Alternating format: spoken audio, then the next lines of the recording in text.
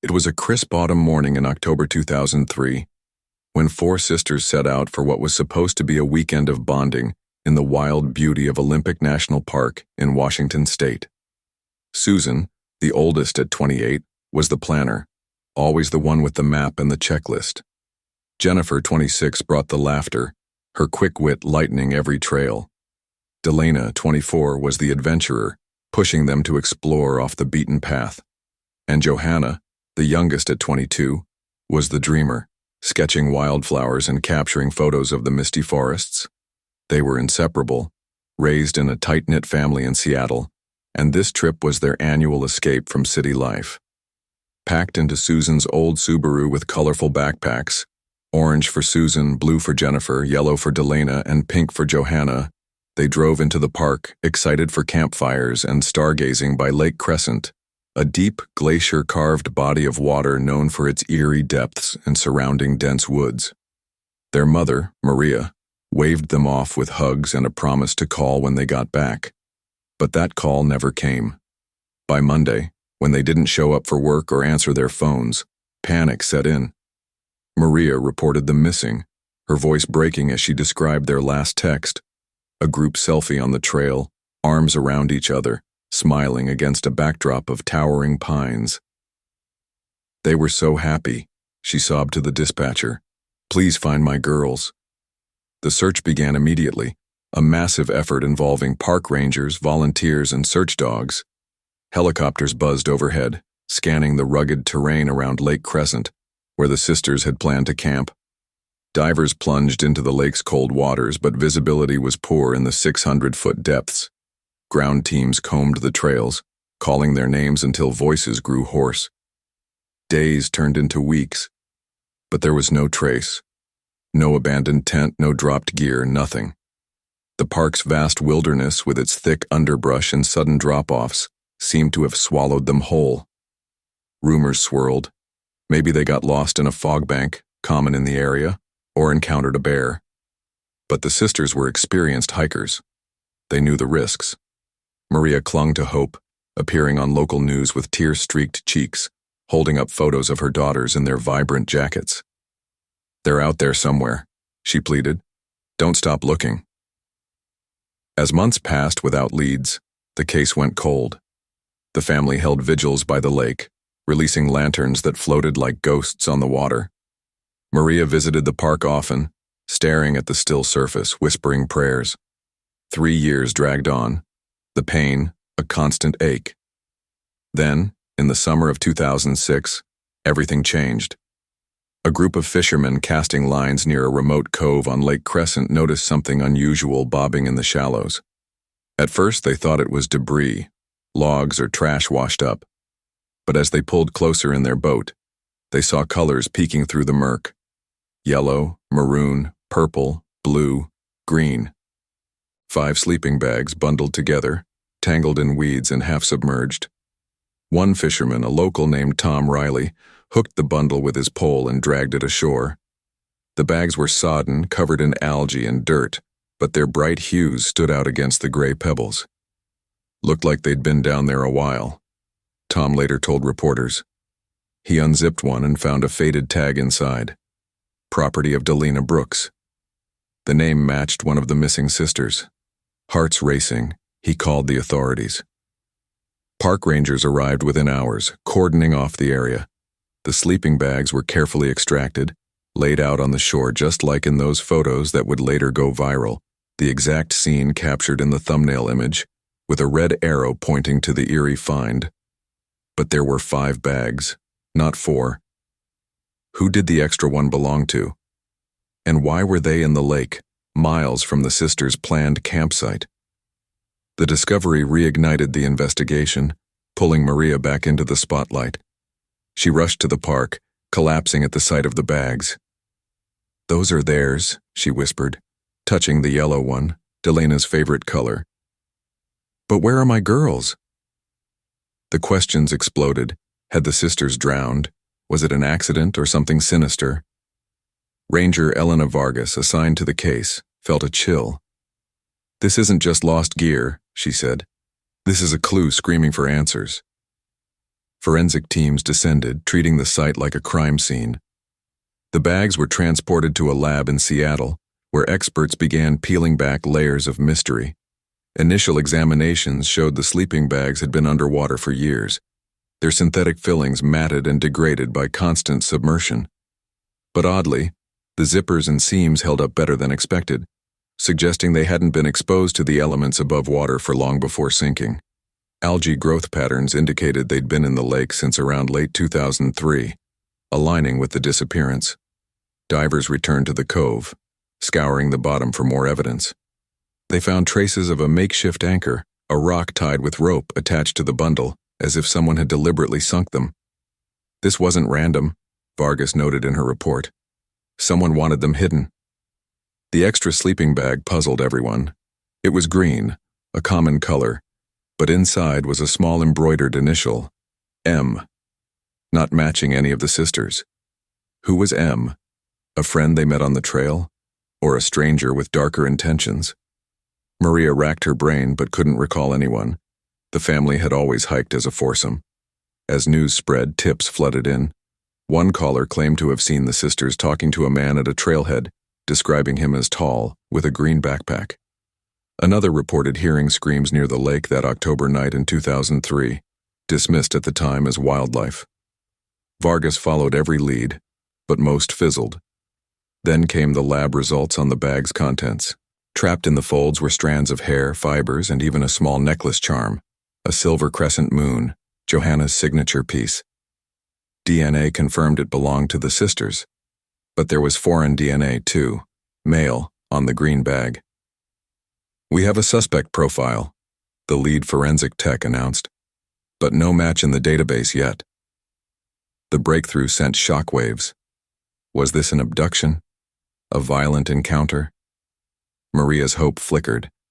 Maybe her daughters were alive, held somewhere. But the lake's reputation for hiding bodies loomed large. Locals whispered of unsolved drownings and currents that pulled things deep. Vargas assembled a team to reconstruct the timeline. They pored over the sisters' last known movements, checked in at the park entrance, bought supplies at a nearby store, then vanished. A receipt showed they purchased extra food, enough for 5 people. Had they invited someone? Curiosity built as the investigation deepened. If you're gripped by this tale of lost sisters and hidden secrets, smash that like button and subscribe for more real-life mysteries that keep you up at night. The answers were out there, waiting in the depths. As autumn leaves fell again in 2006, divers geared up for a full lake search, equipped with sonar to map the bottom. What they found next would turn the case on its head. The sonar pinged anomalies, shapes that looked like submerged debris, but one cluster stood out 200 feet down near a steep underwater cliff. Could be a campsite slide, one diver speculated. But as they descended into the icy water, visibility dropping to near zero, they touched something metallic. A tent pole, then fabric scraps matching the sisters' gear. The site was a graveyard of belongings, backpacks, now silt-covered with colors peeking through, orange, blue, yellow, pink, and nearby, tangled in roots, human remains. The recovery was grueling, bodies brought up one by one. Dental records confirmed, Susan, Jennifer, Delena, Johanna. All 4, preserved in the cold depths, showing no signs of trauma at first glance. Maria's world shattered anew. How did they end up there? She demanded through tears. Autopsies revealed drowning as the cause, but questions lingered. No struggle marks, no defensive wounds. Toxicology showed traces of a sedative in their systems, something like benzodiazepine, not prescribed to any of them. They were drugged, the medical examiner concluded. This wasn't an accident. The green sleeping bag's DNA became key. Investigators ran it through expanding databases, hitting a match. Marcus Hale, a 35-year-old drifter with a record for petty theft and assault. He'd been spotted in the park in 2003, working odd jobs. But where was he now? A manhunt began, tracing his movements. Hale had left Washington shortly after the disappearance, bouncing between states. Tips placed him in Oregon. living off the grid. Vargas led the raid on his remote cabin. Inside, they found photos, Polaroids of the sisters smiling with him by the lake. He befriended them, Vargas realized, gained their trust. Hale's confession came after hours of interrogation. He met the sisters at a campground, charmed his way into their group with stories of local legends. They invited him for dinner, sharing food around the fire. But Hale had other plans, laced their drinks with sedatives from his kit, intending to rob them. Panic set in when they passed out near the water's edge. In a frenzy, he pushed their tent into the lake, watching it sink with them inside. The sleeping bags floated free. He bundled them, added his own to weigh them down, and tossed them in. "I didn't mean to kill them," he claimed. "It just happened." But evidence said otherwise. The deliberate anchor, the hidden photos. Hale was charged with 4 counts of murder. Maria faced him in court, her voice steady. "You took my world." He got life without parole. The lake gave up its secrets, but the pain lingered. If this story of betrayal and loss has you hooked, like and subscribe to dive into more untold tales. The sisters' memory lives on in vigils by Lake Crescent, lanterns floating once more. But the discovery didn't end there. Years later, a diver found a journal snippet in the silt, a page from Johanna's sketchbook, words faded but clear. "Met a nice guy named Marcus today. Says he knows secret spots." It sealed the case but opened old wounds. The family established a scholarship for young hikers, teaching safety in the wild. Vargas retired, but never forgot. "Nature hides, but truth surfaces," she said. And in 2010, another twist. A woman claiming to be Hale's accomplice came forward saying he had help covering tracks. But that's a story for another time. Stay tuned. Like and subscribe for the full depth of these mysteries. The discovery of Johanna's journal snippet in the silt sent a ripple through the investigation, reigniting questions about Marcus Hale's actions that October night in 2003. The faded page, with its looping handwriting and sketch of a pine tree, hinted at more than a chance encounter. "Met a nice guy named Marcus today. Says he knows secret spots," it read, the ink smudged but the words cutting deep. Ranger Elena Vargas stared at it, her gut twisting. If Hale had an accomplice, the case wasn't fully closed. The sisters, Susan, Jennifer, Delena, Johanna, had trusted him, invited him into their circle, and paid with their lives. Now, the lake might hold another secret. Divers returned to the site, sonar humming as they mapped the underwater cliff where the tent and remains were found. The cold water preserved everything, but the depths were a maze of roots and rocks. One diver, a young woman named Tara Klein, noticed a glint in the murk, something metallic, half buried in sediment. She brushed it free. A silver locket engraved with J, Johanna's initial. Inside was a tiny photo of the 4 sisters, arms linked, grinning. "This wasn't with the bodies," Tara said, her voice crackling through the comms. It suggested someone had taken it, maybe as a trophy, and lost it in the chaos. Back on shore, forensic techs dusted the locket for prints. They found smudges, too degraded for a match, but also a hair, dark and coarse, not matching the sisters. DNA analysis pointed to a female contributor, someone unconnected to the family.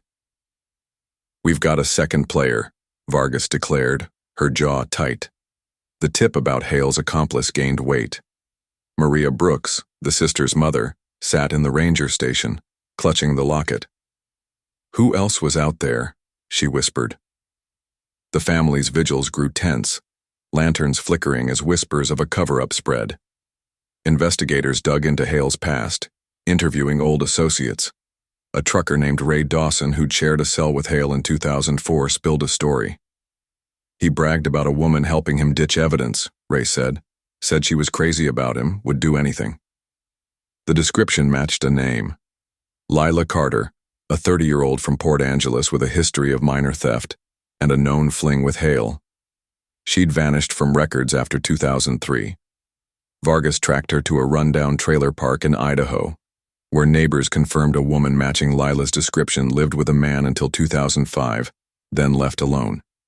Inside the trailer, They found a box, old camping gear, a green sleeping bag patch, and a photo of Lila with a man resembling Hale by a lake. She was there, Vargas said, her voice low. Confronting Lila was delicate. She'd built a new life, working as a waitress, her past buried. When Vargas knocked, Lila's hands trembled, her eyes darting. "I don't know what you mean," she stammered, but a search warrant revealed more. A journal entry dated October 2003, written in her hand. "Marcus panicked. I helped sink the bags. Couldn't let him go down alone." It was a confession, raw and rushed. Lila claimed Hale drugged the sisters' drinks intending a robbery. When they collapsed, he pushed the tent into the lake, fearing they'd wake. Lila, smitten and scared, assisted, anchoring the sleeping bags to hide the crime. "I didn't know they'd die," she sobbed. "I just wanted to protect him." Evidence backed her. The locket's hair matched her DNA. Hale confirmed her role during a new interrogation, smirking. "She was my shadow," he said. Lila was arrested, charged as an accessory. The court case dragged into 2007 with Maria testifying, her voice breaking as she held the locket. "You stole my girl's last moments." Lila got 15 years. Hale's sentence stood. The lake gave up its final piece, but the pain lingered. Maria turned the scholarship into a safety program, teaching hikers to spot red flags. Vargas retired, haunted by the case. "Water hides truth," she mused. But it always surfaces. In 2012, a hiker found a faded orange backpack near the cove, Susan's with a torn strap. It held a note. "Stay safe, love Mom." The family wept, feeling her presence. If this twist of betrayal and discovery has you on edge, like and subscribe for more untold stories from the wild.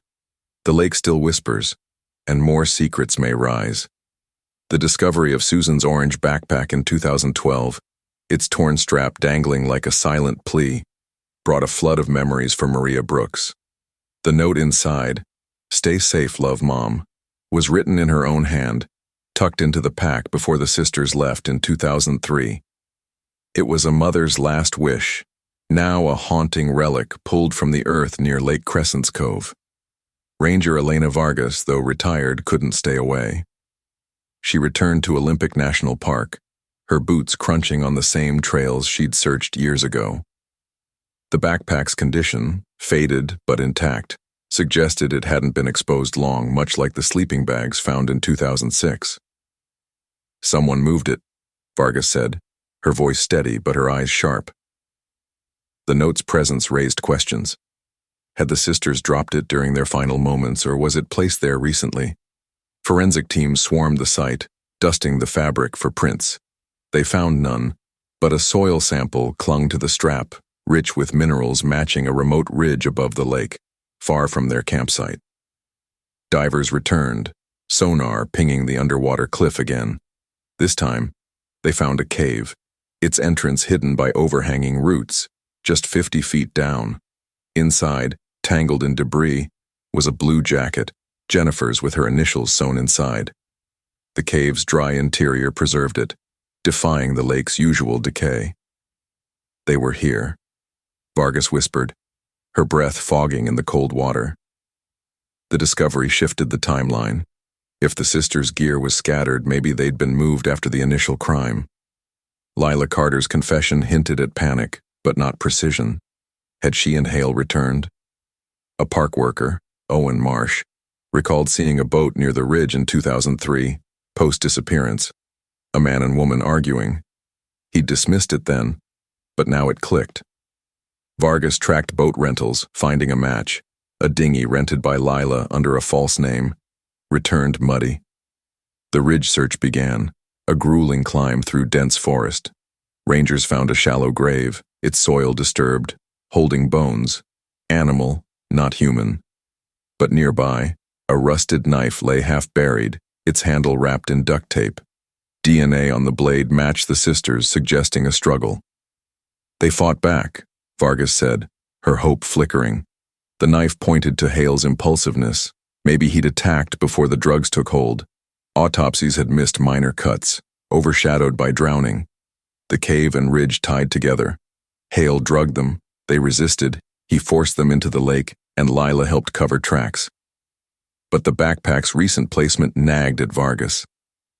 A tip came from a hiker, Grace Teller, who'd seen a man near the cove in 2011 carrying an orange pack. She described him as middle-aged, limping.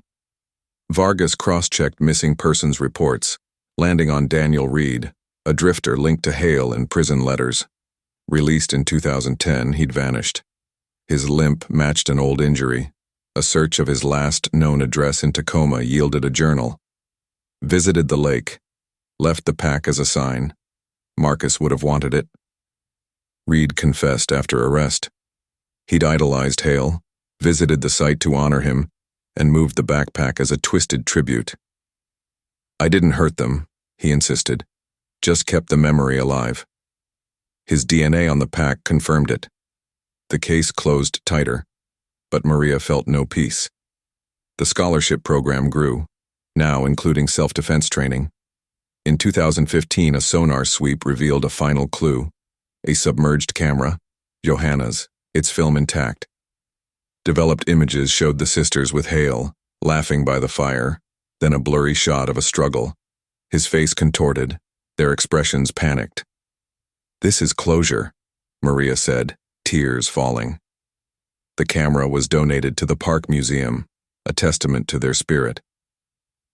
Vargas wrote a book, Echoes of the Lake, donating proceeds to the program. The lake remained silent, its depths a graveyard and a mirror.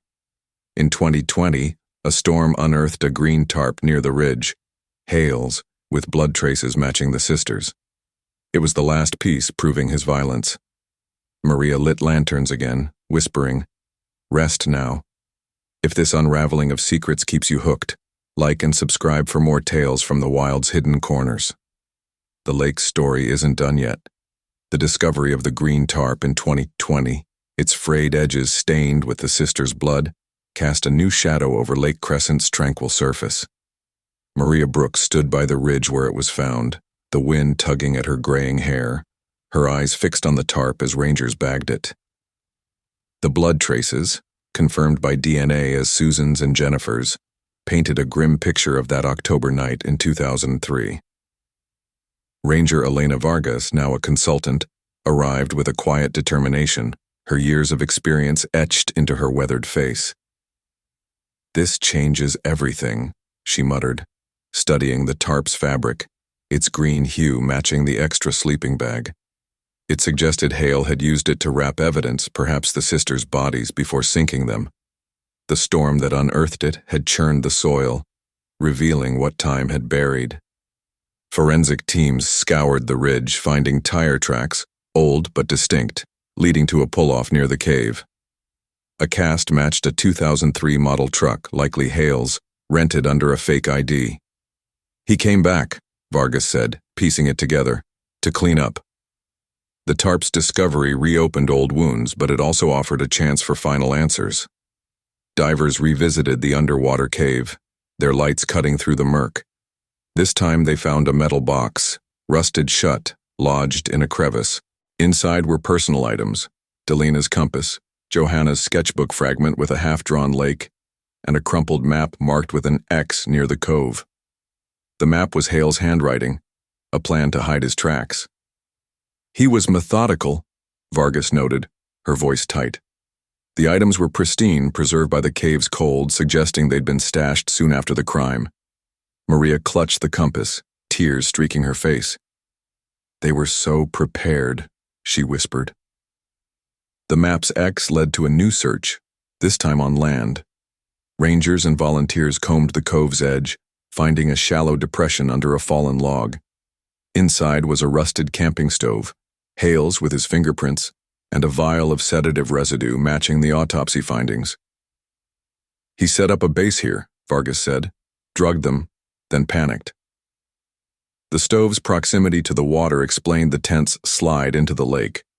A hiker, Liam Foster, recalled seeing smoke near the cove in 2003, reporting it as a campfire. Dismissed then, it now fit, Hale cooking, luring the sisters with warmth. The vial's label traced to a veterinary supplier, stolen by Hale's contacts. His prison letters confirmed he'd bragged about the theft, planning a big score. The tarp and stove painted a chilling scene. Hale befriended the sisters, drugged their food, and when they resisted, attacked. Lila helped sink the evidence, but Hale returned to bury loose ends. The blood suggested a struggle before the lake took them. Maria pushed for a memorial, a stone plaque by the cove, inscribed with the sisters' names and dates. In 2022, it was unveiled, lanterns floating as she spoke. "You're home now." The case seemed closed, but Vargas couldn't let go. She dug into Lila's journal again, finding a torn page. Marcus said bury the stove. "I did it wrong." It hinted at Lila's fear, her role expanding beyond accessory. A search of her Idaho trailer's dump site yielded a shovel, its blade scratched with soil from the cove. "She buried more than she admitted," Vargas said. Interrogating Lila again, she broke. "I hid a bag," Lila confessed, "under the log, with his stuff. Rangers found it, leather, waterlogged, holding Hale's wallet with a 2003 receipt and a photo of him with the sisters, smiling. It was the smoking gun, proving his intent. Lila's sentence was extended to 20 years. Hale, already serving life, faced no change, but the wallet's find fueled Maria's resolve. She expanded the safety program, adding, "Trust your instincts," to its lessons. In 2024, a fisherman hooked a silver chain, Johanna's necklace, lost in the struggle. It was returned to Maria, who wore it daily. Vargas retired fully, her book's second edition detailing the tarp's tale. The lake grew quiet, but its depth still held whispers.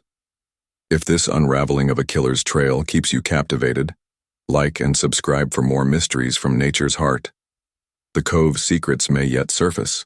The return of Johanna's silver necklace in 2024, its delicate chain tangled in a fisherman's net, felt like a final whisper from Lake Crescent. Maria Brooks held it close, the crescent moon charm glinting in the morning light, a piece of her youngest daughter restored after 2 decades. It was found near the cove where the tarp and stove had emerged, the lake giving up its last keepsake. Ranger Elena Vargas, though retired, joined Maria at the site, her eyes scanning the water as if it might yield more. The necklace bore scratches suggesting it was torn off in a struggle, aligning with the blood on the tarp. "This closes the circle," Vargas said softly, her voice carrying the weight of years.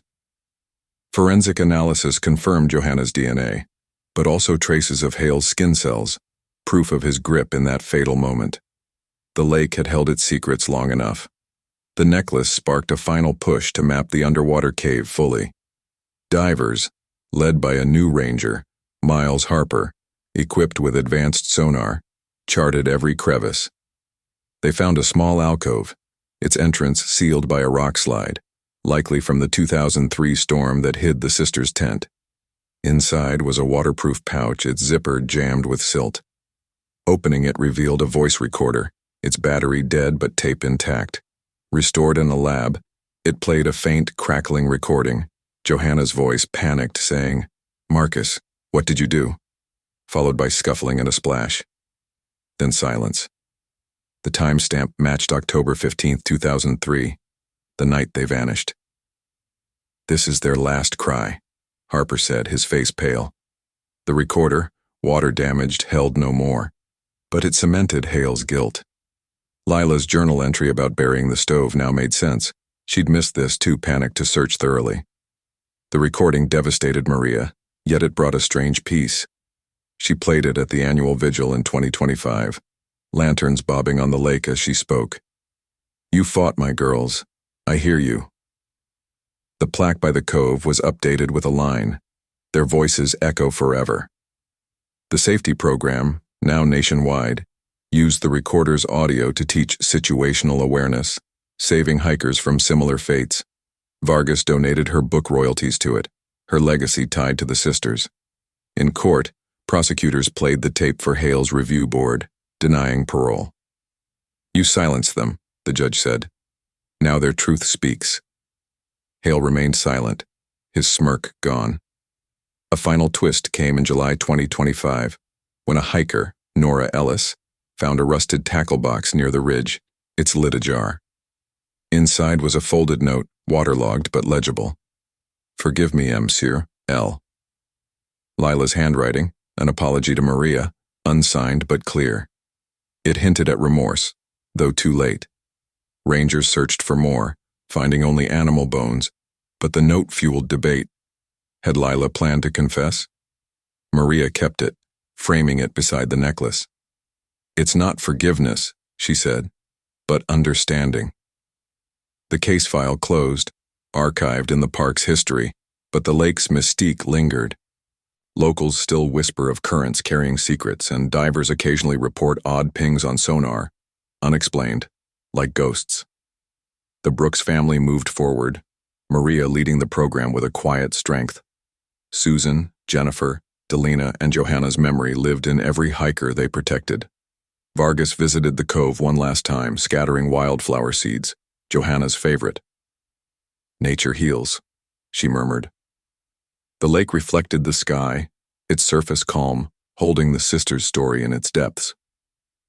In September 2025, a documentary aired, Voices of the Lake, blending Vargas's narration with the recorder's audio, drawing millions. It ended with Maria's words, "They're with me always." The legacy grew, a beacon for the lost. If this journey through tragedy and triumph has you riveted, like and subscribe for more real stories that uncover nature's hidden truths. The lake may sleep, but its tales endure. Stay tuned for what lies beneath next time.